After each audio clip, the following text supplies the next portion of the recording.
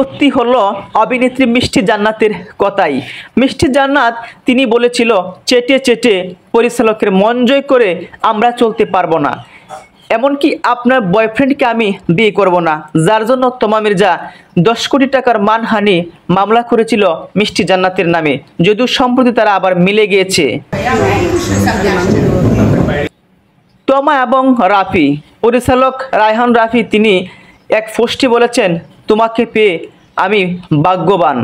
এবং তমা মির্জা তিনি এক পোস্ট করে লিখেছেন, রায়হান রাফিকে পেয়ে সে ভাগ্যবতী। তাহলে কি গোপনে প্রেম করেছিলেন পরিচালকের সঙ্গে নায়িকা তমা মির্জা এবং রায়হান রাফি? এবার সেই গুঞ্জন সত্যি হলো।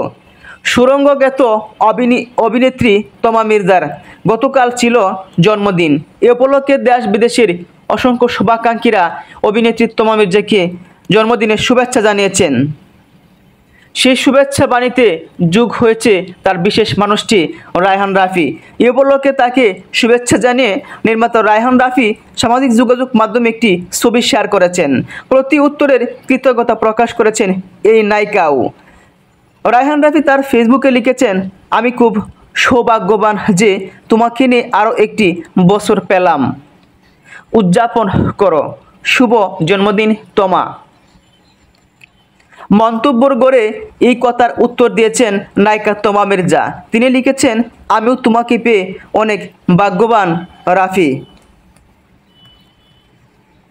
পরপর রায়হান রাফির বেশ কিছু সিনেমায় অভিনয় করেছেন নায়িকা তমা মির্জা। গুঞ্জনের সূত্রপাত তখন থেকেই সম্পর্কে জড়িয়েছেন এই দুইজন, কিন্তু কখনো বিষয়টি নিয়ে সেভাবে মুখ খুলেননি নায়িকা এবং পরিচালক। সবসময় বলেছেন তারা একে অপরের ভালো বন্ধু।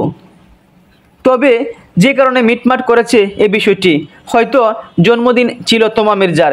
এর পূর্বেই মিষ্টি জান্নাতের সঙ্গে 30 কোটি টাকার দ্বন্দ্ব বিনা পয়সায় সমাধান করলো, নয়তো মিষ্টি জান্নাতেই জয়ী হতো।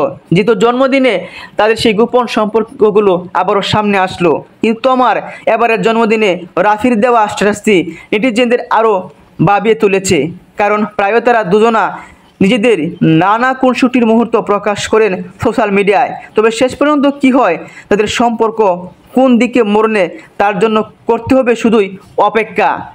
তবে তারা কি প্রেম করছেন নাকি বিয়ে করছেন সেটাও এখনও অজানা। আপনারা কমেন্ট করে জানাবেন পরিচালকের সঙ্গে নায়িকা তমা মির্জার এই সম্পর্কটা, তাদের স্ট্যাটাস আপনাদের কাছে কেমন লেগেছে।